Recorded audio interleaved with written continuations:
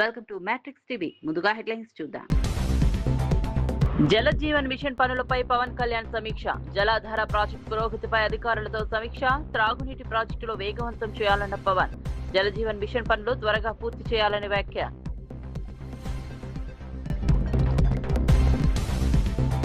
ప్రజా సంక్షేమమే లక్ష్యంగా పనిచేయాలన్న మహేష్ గౌడ్. ప్రభుత్వ పథకాలు ప్రజల్లోకి తీసుకెళ్లాలన్న మహేష్ గౌడ్. కాంగ్రెస్ శ్రేణులకు దిశానిర్దేశం చేసిన వైనం. ప్రజల సమస్యలపై పనిచేయాలన్న మహేష్ కుమార్ గౌడ్.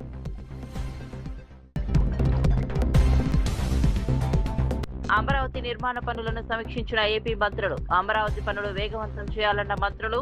ఎమ్మెల్యే క్వార్టర్స్ పురోగతిని పరిశీలించిన వైనం. అమరావతి నిర్మాణాలపై క్షేత్రస్థాయిలో మంత్రుల సమీక్ష.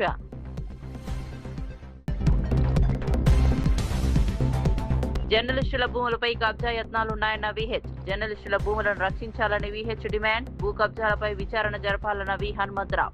జర్నలిస్టుల హక్కులు కాపాడాలని విజ్ఞప్తి.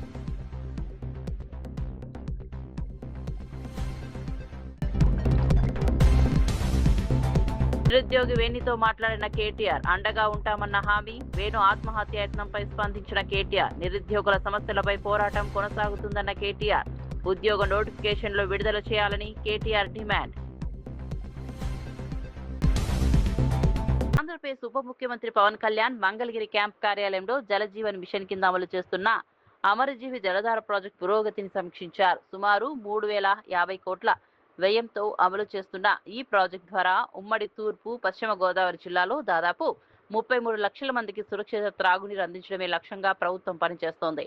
ప్రాజెక్టుకు సంబంధించిన ఇంటేక్ వెల్స్, నీటి శుద్ధి కేంద్రాలు, రిజర్వాయర్లు, పైప్ లైన్ పనుల పురోగతిపై అధికారులు పవన్ కళ్యాణ్ వివరించారు. నిర్ణీత గడువులోగా అన్ని ప్రధాన పనులు పూర్తి చేయాలని, తీర ప్రాంతాల్లో నీటి కొరత ఉన్న ప్రాంతాలకు ప్రాధాన్యత ఇవ్వాలని ఆయన ఆదేశించారు. రాష్ట్ర వ్యాప్తంగా అమలు చేస్తున్న జలజీవన్ మిషన్ పనులను త్వరలో క్షేత్రస్థాయిలో కూడా సమీక్షిస్తామని ఉప ముఖ్యమంత్రి వెల్లడించారు.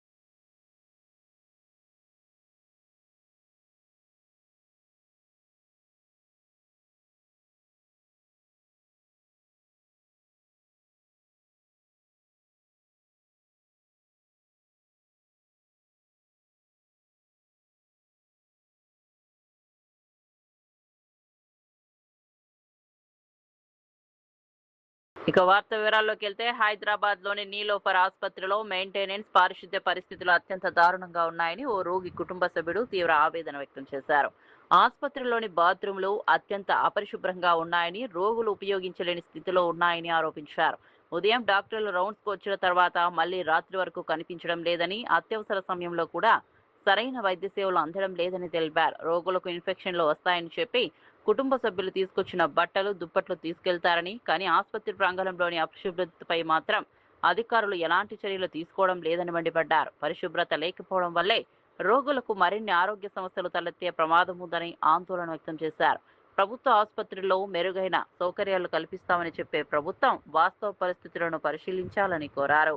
రోగుల ఆరోగ్య భద్రత దృష్ట్యా పారిశుద్ధ్య నివారణను మెరుగుపరచడంతో పాటు వైద్యులు అందుబాటులో ఉండేలా చర్యలు తీసుకోవాలని ప్రభుత్వాన్ని విజ్ఞప్తి చేశారు. పిల్లలకి ఇంకా ఎక్కువ జరుగుతుంట మా దుప్పల్లో మా బట్టలు ఉంటాయి, అవి వచ్చేస్తాయండి, అవి పట్టుకుపోతున్నారు ముందేళ్ళు. నీట్గా ఉంటుందా లోపల? ఏముంది కానీ నీళ్ళు కొడతారంతే, నీళ్ళు కొట్టి నీట్గా తుడిచి వెళ్ళిపోతారు అంతే, ఏం లేదు చూసుకోవడం లేదు. మేము 5 రోజులు వచ్చి 5 రోజులు అయింది, ఏమీ లేదు. 5 రోజుల నుంచి ఏడుంటున్నారు, ఏడ తింటున్నారు? ఇక్కడే బయట అలాగే. ఎవరు తీసుకొచ్చారు పాపను? బాబుని హ్యాండిక్యాప్ బాబుని తీసుకొచ్చారు. ఇద్దరు ఉండాలంటే ఒకళ్ళే ఉండాలంటాడేమో, కంట్రోల్ అవ్వడం. ఒక మాటలు చెప్పాలంటే లోపల ఎట్లుంది చెప్పు. ఏమి లేదన్న, అంతేనా? మొత్తమే కానీ 2 నెలలు 3 నెలలు పడుతుంది చెప్పలేము ట్రీట్మెంట్ ఇక్కడ. 2-3 ఏళ్ళు పట్టినా కూడా చెప్పలేము. అంత స్లో చేస్తే మంచి బతకాలి కదా. పోతారు పట్టి విక్రమార్క నియోజకవర్గానికి చెందిన నిరుద్యోగ యువకుడు వేణు ఆత్మహత్య యత్నం చేసిన ఘటనపై బీఆర్ఎస్ వర్కింగ్ ప్రెసిడెంట్ కేటీఆర్ స్పందించారు. ఆసుపత్రిలో చికిత్స పొందుతున్న వేణుతో ఫోన్లో మాట్లాడి ధైర్యం చెప్పారు. ఉద్యోగ నోటిఫికేషన్లు, జాబ్ క్యాలెండర్ విడుదల చేయాలని డిమాండ్ చేస్తూ తాను ఈ నిర్ణయం తీసుకున్నానని వేణు వెల్లడించారు. అయితే ప్రేమ వ్యవహారం కారణంగానే ఆత్మహత్య యత్నం చేశారని కాంగ్రెస్ ప్రభుత్వం దుష్ప్రచారం చేస్తోందని ఆయన ఆవేదన వ్యక్తం చేశారు. తనకు డబుల్ బెడ్రూమ్ ఇల్లు కూడా కక్షపూరితంగా ఇవ్వలేదని ఆరోపించారు. ఈ సందర్భంగా కేటీఆర్ మాట్లాడుతూ వేణు రాసిన సూసైడ్ నోట్ కాంగ్రెస్ ప్రభుత్వానికి ఛార్జిషీట్ లాంటిదని పేర్కొన్నారు. నిరుద్యోగుల సమస్యలపై బీఆర్ఎస్ పోరాటం కొనసాగుతుందని, భవిష్యత్తులో అధికారంలోకి వచ్చిన తర్వాత వారికి న్యాయం చేస్తామని హామీ ఇచ్చారు. నిరుద్యోగుల ఆశలను నెరవేర్చడంలో ప్రభుత్వం విఫలమైందని ఆరోపిస్తూ వెంటనే ఉద్యోగ నోటిఫికేషన్లు విడుదల చేయాలని కేటీఆర్ డిమాండ్ చేశారు. మానసిక వికలాంగురాలు, మాకు ఇల్లు లేదు, కనీసం మాకు ఇల్లు ఇవ్వలేదు సార్. వికలాంగురాలు కోటాలో ఇల్లు ఇవ్వకుండా ఎట్లా సార్?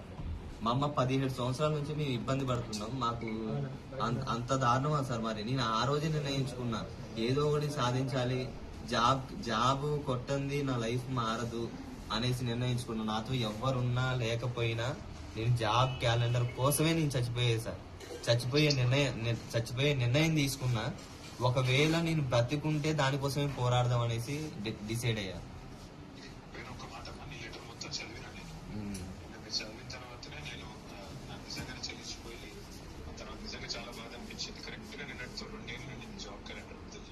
అవును సార్, అవును. నిన్న ప్రెస్ మీట్ పెట్టి కార్డుగా మా వేణు రాసి సూసైడ్ నోట్ కాదు, ప్రభుత్వం మీద ఛార్జ్ షీట్ అని చెప్పి గట్టిగా మాట్లాడినా. నా రిక్వెస్ట్ అలా ఒకటే, బతుకుండి పోరాడాలి కానీ చచ్చిపోయి సాధించేది ఏం లేదు. నేను అదే అనుకున్నా సార్, కానీ ఈ కాంగ్రెస్ వాళ్ళు బ్రతకనియట్లేదు కదా సార్. ఉన్నాం కదా నీకు అంతగా ఉంటుంది. అంటే ఈ రోజు అంటే మీరు మాట్లాడారు సార్. ఇన్ని రోజులు నాకు ఎటువంటి ధైర్యం లేదు, ఎటువంటి అవకాశం లేదు, ఎవరితో మాట్లాడదామన్న భయం. అసలుకి కాంగ్రెస్ వాళ్ళు పై స్థాయిలో ఉన్న వాళ్ళు ఏమో లేదని సార్, కింది స్థాయిలో ఉన్న నాయకులు వాళ్ళు రెచ్చిపోయే విధానం అసలు ఎంత దారుణంగా ఉంటుందంటే అసలుకి వాళ్ళే కలెక్టర్లు అన్నట్లు ఫీల్ అయిపోతున్నారు. అంటే పరిపాలన వికేంద్రీకరణ అనేది సరిగా లేదు సార్. అసలు ఈ వ్యవస్థలో అసలు వ్యవస్థే సరిగా లేదు సార్. ఎంత దారుణంగా ఉందంటే అసలుకి మేము ఒకసారి డిశ్చార్జ్ అయిన తర్వాత డిశ్చార్జ్ ఇంటికి వెళ్ళిన తర్వాత నేను ఖమ్మం వస్తాను, ఖమ్మంలో కలుసుకుందాం.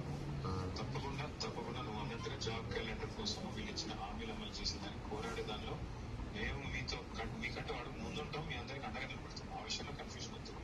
రెండవది, నేను మాట ఇస్తున్నా, నువ్వు నీ నోట్, నీ సూసైడ్ నోట్ ఏదైతుందో దాన్ని ఖచ్చితంగా అది మళ్ళీ అందరికి, తెలంగాణ యూత్ అందరికి లాభం జరిగేదాకా నీ తరఫున మొత్తం పార్టీ, బీఆర్ఎస్ పార్టీ కొట్లాడుతుంది, నీతో పాటు ఉంటుంది.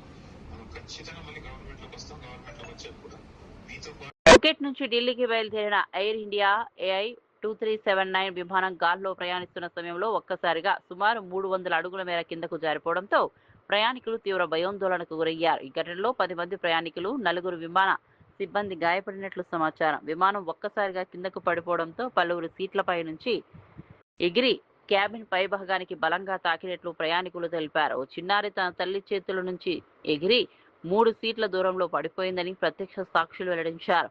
క్యాబిన్లో ఒక్కసారిగా అరుపులు, భయాందోళనలు నెలకొన్నాయని చెప్పారు. అనంతరం పైలట్ల పరిస్థితిని అదుపులోకి తీసుకొచ్చి విమానాన్ని సురక్షితంగా గమ్యస్థానానికి చేర్చారు. గాయపడిన వారికి వైద్య సాయం అందించగా ఈ ఘటనకు గల కారణాలపై విమానయాన అధికారులు విచారణ ప్రారంభించారు.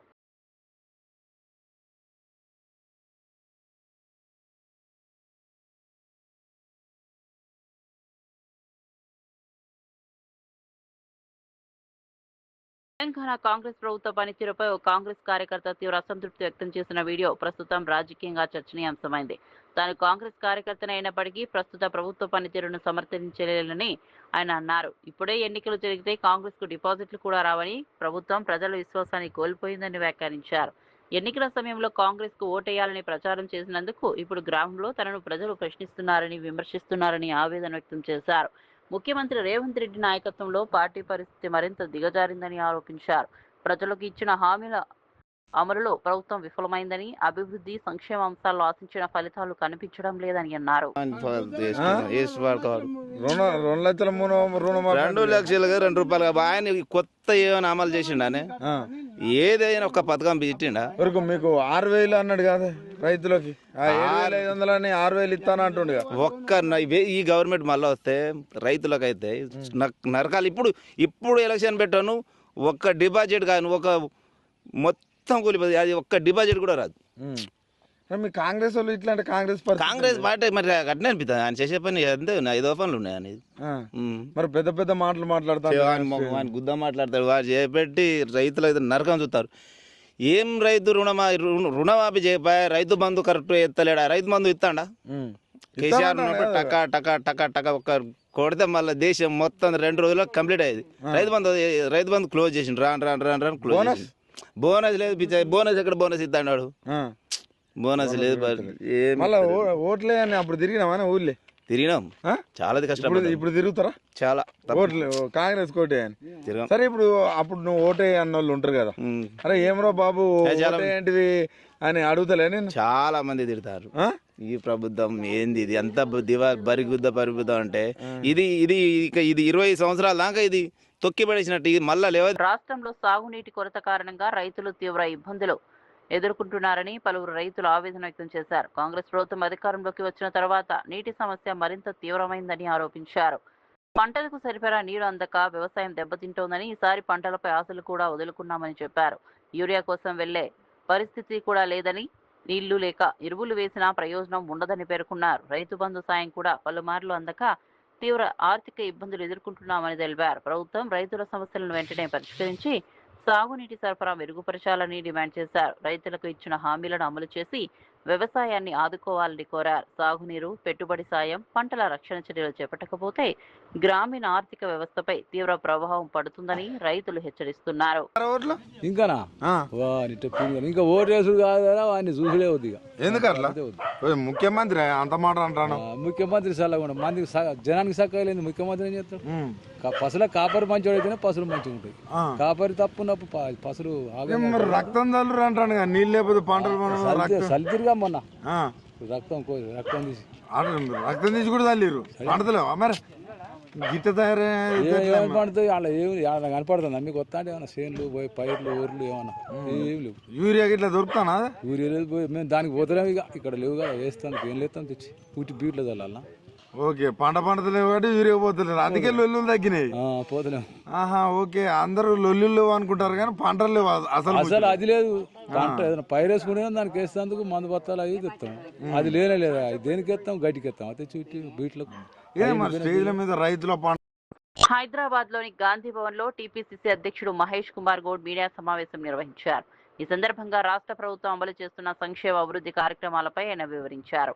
ప్రజలకు ఇచ్చిన హామీల అమలులో ప్రభుత్వం కట్టుబడి పనిచేస్తోందని తెలిపారు. పార్టీ నాయకులు, కార్యకర్తలు ప్రభుత్వ పథకాలను ప్రజలకు చేరవేసే బాధ్యత తీసుకోవాలని సూచించారు. గ్రామ స్థాయి నుంచి రాష్ట్ర స్థాయి వరకు ప్రజల సమస్యలను తెలుసుకుని వాటి పరిష్కారానికి కృషి చేయాలని పిలుపునిచ్చారు. కాంగ్రెస్ పార్టీ ప్రజా సంక్షేమమే ధ్యేయంగా ముందుకు సాగుతోందని పేర్కొన్నారు. ప్రభుత్వంపై వస్తున్న విమర్శలను ప్రజల ముందే తిప్పికొట్టాలని పార్టీ శ్రేణులు సమన్వయంతో పనిచేయాలని సూచించారు. రాబోయే కార్యక్రమాల్లో ప్రతి కార్యకర్త చురుగ్గా పాల్గొని ప్రభుత్వ విజయాలను ప్రజల్లోకి తీసుకెళ్లాలని మహేష్ కుమార్ గౌడ్ కోరారు. ఇవ్వాల్సిన అవసరం ఉన్నది. మనిషి అనేవాడు ఎవరైనా తన సాటి మనిషి బతుకుని మంచిని కోరుకుంటాడు. కానీ వీళ్ళకి ఏమేమి అధికారం 10 ఏళ్ళు అనుభవించి ఇష్టారాజ్యంగా ఈ రాష్ట్రాన్ని నడిపి మరి అధికారం దిగిపోయిన తర్వాత మళ్ళీ అధికారం రావాలనే ఆకాంక్ష, ఆ దాహం, ఇవన్నీ కూడా ఇలాంటి కార్యక్రమాలకి తావిస్తూ ఉంది. పదవి కోసం తన పార్టీ అధికారం రావడం కోసం రాష్ట్ర ప్రజల ప్రాణాలు పోయినా పర్వాలే, కరువు వచ్చినా పర్వాలే, ఇవన్నీ జరిగితే ఈ ప్రభుత్వం వ్యతిరేకత వస్తే మాకేదో లాభం జరుగుద్ది అన్నటువంటి ఉద్దేశంతో ఇలాంటి పూజలు చేయడం ఎంతవరకు సమంజసమో తెలంగాణ ప్రజలు ఒక్కసారి ఆలోచించాల్సిన అవసరం ఉన్నది. జర్నలిస్టులకు గతంలో కేటాయించిన భూములను కొందరు భూ కబ్జాదారులు ఆక్రమించేందుకు ప్రయత్నిస్తున్నారని ప్రభుత్వ సలహాదారు హనుమంతరావు ఆరోపించారు. గాంధీ భవన్లో నిర్వహించిన మీడియా సమావేశంలో ఆయన మాట్లాడుతూ 1994లో జర్నలిస్టుల కోసం 60 ఎకరాల భూమి కేటాయించారని గుర్తు చేశారు. ప్రస్తుతం నకిలీ సర్వే నెంబర్లతో నోటీసులు జారీ చేస్తూ భూములను కబ్జా చేసేందుకు కుట్ర జరుగుతోందని మండిపడ్డారు. ఈ వ్యవహారంపై ప్రభుత్వం అప్రమత్తంగా ఉండాలని సూచించారు. హైడ్రా భూ ఆక్రమణలను అరికట్టడంలో సమర్థంగా పనిచేస్తోందని ప్రశంసించారు. జర్నలిస్టుల హక్కులను పరిరక్షించేందుకు ప్రభుత్వం కఠిన చర్యలు తీసుకోవాలని, కేటాయించిన భూములను రక్షించాలని డిమాండ్ చేశారు. ఈ అంశం పూర్తిస్థాయి విచారణ జరిపి బాధ్యులపై చర్యలు తీసుకోవాలని కోరారు. సర్వే నంబర్ 80లోని తనదేనని పేర్కొంటూ రాజు అనే వ్యక్తి 41 మంది జర్నలిస్టులకు నోటీస్ జారీ చేశారు.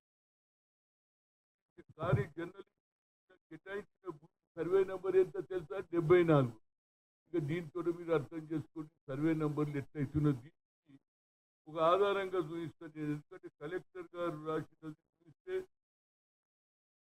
Fake survey number 28 created by Reddy, Rajagopal Reddy and others. అంటే అందులో ఏ పేరు నర్సయ్య. అంటే ఇది ఎట్లా నడుస్తుందంటే భూ కబ్జాదారులు, ఎందుకంటే ఎప్పుడైతే మా ముఖ్యమంత్రి గారు రావడంతో నేను మొదలు కూడా అనుకుని ఇది ఐడియా ఏంద్ర బాబు, మున్సిపల్ కార్పొరేషన్ ఉన్నాను, కానీ ఆయనకు ఒక మంచి ఆలోచన వచ్చింది. ఆయన ఏది అసెంబ్లీలో అదేవిధంగా పార్లమెంట్ మెంబర్గా ఉన్నప్పుడు ఒక ఆలోచన చేశాడు. ఇది మున్సిపల్ కార్పొరేషన్ కాదు, హైడా అనేది పెట్టితే దీనివల్ల భూములు కాపాడాలనే ఆలోచనతో హైడా ఏర్పరిచి రంగనాథ్ గారిని కమిషనర్గా ఇవ్వడం జరిగింది, ఒక పోలీస్ ఆఫీసర్. అందులో భాగంగానే నా సొంత ఊరైనటువంటి అంబర్పేటలో 30 ఏళ్ళ నుంచి కొట్టాడుతున్న 35 ఏళ్ళ నుంచి అది పేరే బతుకమ్మ కుంట. ఆ బతుకమ్మ కుంటలో కొందరు కబ్జాదారులు చేసి నాకు కూడా ఆఫర్ ఇచ్చింది. ఆ రోజులలో 3 కోట్లు ఇస్తాం, 4 కోట్లు ఇస్తాం, 600 గజాలు కూడా ఇస్తామంటే నేను ఒప్పుకోలేదు. మా అక్కలు మా చెల్లెళ్ళు బతుకమ్మ ఆడేది, నేను కూడా చిన్నప్పుడు ఈత కొట్టేది కనుక ఇది బతుకమ్మ కుంట, దీనికి నేను ఎక్కడ కాంప్రమైజ్ కాదు. దాంట్లో భాగమే ఇవాళ ఏది ఉప్పల్ పోతుంటే రామంతపూర్ దగ్గర పెద్ద చెరువు కూడా ఆ రోజులలో కబ్జా చేయాలని కొందరు వచ్చింది. ఏమిరా ఎందుకు కబ్జా చేయాలి మీరు అంటే, లేదు సార్ అందరు కట్టుకుంటూ మేము కూడా కట్టుకుంటూ ఇది జాయింట్ కలెక్టర్కి చెప్పు, ఆర్డీఓకి చెప్పంటే నేను చెప్పను బాబు, ఇది తప్పు. నేను బతుకమ్మ కుంటను కాపాడినప్పుడు పెద్ద చెరువు కూడా కాపాలంటే దానికి కూడా మా ముఖ్యమంత్రి గారు 20 కోట్లు. న్యూఢిల్లీలోని పార్లమెంట్ సముదాయంలోని మకర్ద్వార్ వద్ద సమాజ్వాదీ పార్టీ ఎంపీలు నిరసన చేపట్టారు. పార్టీ అధినేత అఖిలేష్ యాదవ్ నేతృత్వంలో జరిగిన ఈ ఆందోళనలో రామ మందిర విరాళాల వ్యవహారంలో అక్రమాలు జరిగాయని ఆరోపించారు. ప్లక్లారులు ప్రదర్శిస్తూ కేంద్ర ప్రభుత్వానికి వ్యతిరేకంగా నినాదాలు చేశారు. ఈ అంశంపై సమగ్ర విచారణ జరిపి నిజ నిజాలు ప్రజలకు వెల్లడించాలని డిమాండ్ చేశారు. ప్రజల విశ్వాసంతోనే సమర్థించిన విరాళాల వినియోగంతో పారదర్శకత ఉండాలని పేర్కొన్నారు.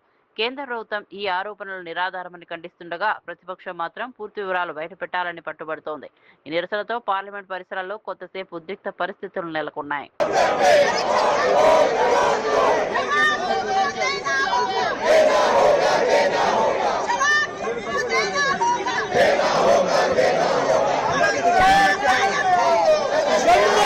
छोड़ गद्दी छोड़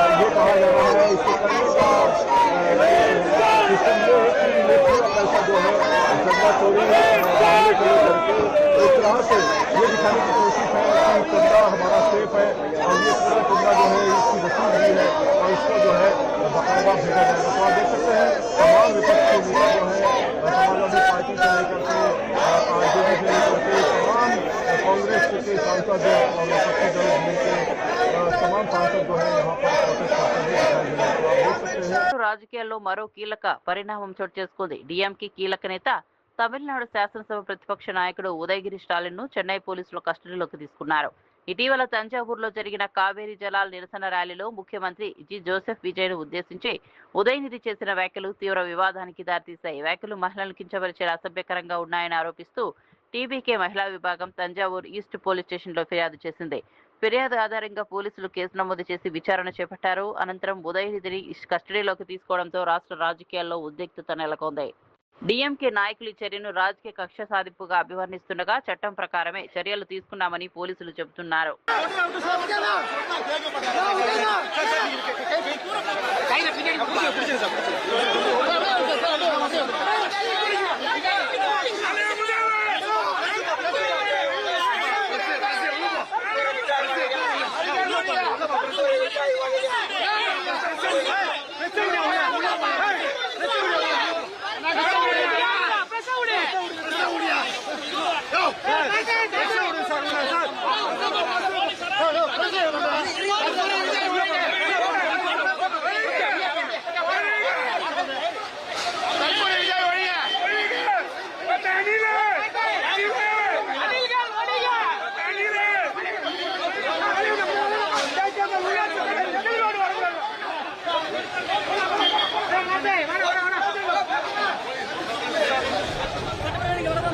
சரி, அங்க வந்து கேட்டா மட்டும் பதில் சொல்ல போறாங்களா? పవిత్ర శ్రావణ మాసాన్ని పురస్కరించుకుని ఉత్తరాఖండ్ లో ప్రముఖ శైవ క్షేత్రం ఖైరతానాథ్ ధామ్ కు భక్తులు భారీగా తరలి వస్తున్నారు. హిమాలయ ప్రాంతంలో భారీ వర్షాలు, ప్రతికూల వాతావరణ పరిస్థితులు కొనసాగుతున్నప్పటికీ శివభక్తులు తమ భక్తిని చాటుకుంటూ ఆలయానికి చేరుకుంటున్నారు. దేశంలోని వివిధ రాష్ట్రాల నుంచి కావడీలు, భక్తులు పెద్ద సంఖ్యలో తరలి వస్తుండటంతో ఆలయ పరిసరాలు భక్తజనంతో కిటకిటలాడుతున్నాయి. యాత్రికుల భద్రత కోసం రాష్ట్ర ప్రభుత్వం విపత్తు నిర్వహణ బృందాలు, పోలీసులు ప్రత్యేక చర్యలు చేపట్టాయి. వర్షాల కారణంగా ఎలాంటి ఇబ్బందులు తలెత్తకుండా అధికారులు ఎప్పటికప్పుడు పరిస్థితిని సమీక్షిస్తున్నారు. అవసరమైన చోట వైద్య శిబిరాలు, సహాయక కేంద్రాలు ఏర్పాటు చేశారు. వాతావరణ హెచ్చరికలను పాటిస్తూ భక్తులు జాగ్రత్తగా యాత్ర కొనసాగించాలని అధికారులు సూచిస్తున్నారు.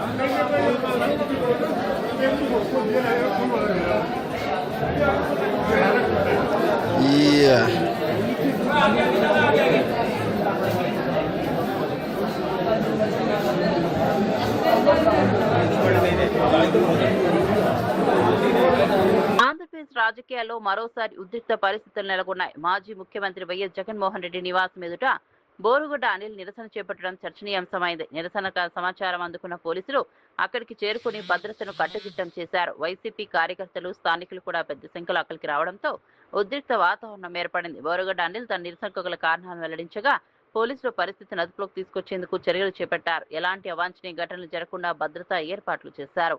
ఈ ఘటనపై రాజకీయ పార్టీల మధ్య పరస్పర విమర్శలు కొనసాగుతున్నాయి. బోరుగుడ్డ అనిల్ నిరసన వెనుక ఉన్న కారణాలపై రాజకీయ వర్గాల్లో చర్చ సాగుతోంది. ఘటనకు సంబంధించిన పూర్తి వివరాలు తెలుసుకునేందుకు పోలీసులు విచారణ కొనసాగిస్తున్నారు. చూశాడు కూర్చోమ్మా 2 నిమిషాలు అన్నాడు.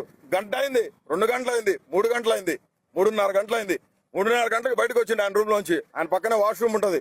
వాష్రూమ్ లోకి పోయి వస్తా అంటే కనపడదాము చాలా లేట్ అయింది. అన్నం కూడా తినలేదు. నా పొద్దుకి అన్నం తినడానికి కింద పోతే అన్నం అయిపోయింది. నేను అడిగిన పార్టీ కార్యకర్తలు వచ్చిన వాళ్ళకి భోజనాలు పెట్టారు కదా, చేయరా మరి భోజనం పెట్టాగని అడిగినా. నా బాధ్యతగా అడిగినా. నా పార్టీ ఆఫీస్ అంటే నా ఇల్లు ఇది, నా ఇల్లే అది. నేను అడిగితే లేదన్నారు. సరిపోయి కూర్చొని ఆయన వచ్చాడు. అన్న అని విష్ చేద్దామని పోయినా. పోతే ఎదురుగా వచ్చి ఎవరు నువ్వు అన్నాడు. ఎవరబ్బా నువ్వు ఎవరు అన్నాడు. నేను ఇడికన్నా మైండ్ పోయిందేమో అనుకున్నా, ఇడికన్నా మైండ్ ఏమైనా దొబ్బిందేమో అనుకున్నా. నేను అన్నా నేనే నా బోర్గాడ్ అనిల్ అన్నా అంటే లేదు గుర్తుపట్టలే. అందరూ వచ్చి ఎమ్మ తమ్ముడు బాగున్నావు అని చెప్పి అన్న అందరూ పరామర్శించి పోతున్నారు. నువ్వు గుర్తుపట్టలే నన్ను. నువ్వు రమ్మంటేనే కదా నేను పార్టీ ఆఫీస్కి వచ్చింది. నువ్వు ఎవరిని అడుగుండి పెడతా అంటేనే వచ్చింది. నేను వచ్చా. మళ్ళీ 40 నిమిషాలు కూర్చోబెట్టాడు. 4:30 గంటలు కూర్చున్నా. కూర్చున్నాక లోపలికి పిలిచిండు. ఎవరిని రానియొద్దన్నాడు. పోయినాం, లోపలికి పోయినాం, కూర్చోబెట్టినాం. ఎందుకు వచ్చినావు అమ్మా అన్నాడు. పార్టీ హౌస్లో నీకేం పని అన్నాడు. పార్టీ హౌస్కు నువ్వు 20 నుంచి రావద్దని చెప్పిండు. అడ్వకేట్స్ కూడా నీకు పెట్టలేమని చెప్పిండు. టీజీఎండీసీ నయా రికార్డ్ అనుదీప్ దురిశెట్టి నాయకత్వంలో 100 కోట్ల మైలురాయి. తెలంగాణ రాష్ట్ర మినరల్ డెవలప్మెంట్ కార్పొరేషన్ అసాధారణ విజయంతో చరిత్ర సృష్టించింది. కేవలం 1 జూలై నెలలోనే 100 కోట్ల ఆదాయ మార్కును దాటి సరికొత్త రికార్డును నమోదు చేసింది. జల జీవన్ మిషన్ పనులపై పవన్ కళ్యాణ్ సమీక్ష. జలాధార ప్రాజెక్టు పురోగతిపై అధికారులతో సమీక్ష. త్రాగునీటి ప్రాజెక్టులు వేగవంతం చేయాలన్న పవన్. జల జీవన్ మిషన్ పనులు త్వరగా పూర్తి చేయాలని వ్యాఖ్య.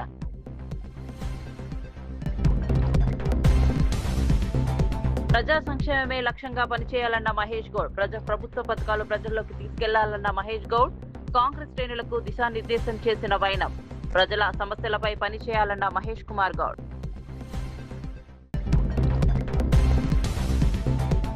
అమరావతి నిర్మాణ పనులను సమీక్షించిన ఏపీ మంత్రులు. అమరావతి పనులు వేగవంతం చేయాలన్న మంత్రులు. ఎమ్మెల్యే క్వార్టర్స్ పురోగతిని పరిశీలించిన వైనం. అమరావతి నిర్మాణాలపై క్షేత్రస్థాయిలో మంత్రుల సమీక్ష.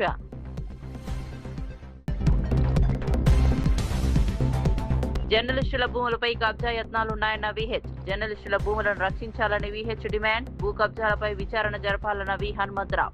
జర్నలిస్టుల హక్కులు కాపాడాలని విజ్ఞప్తి.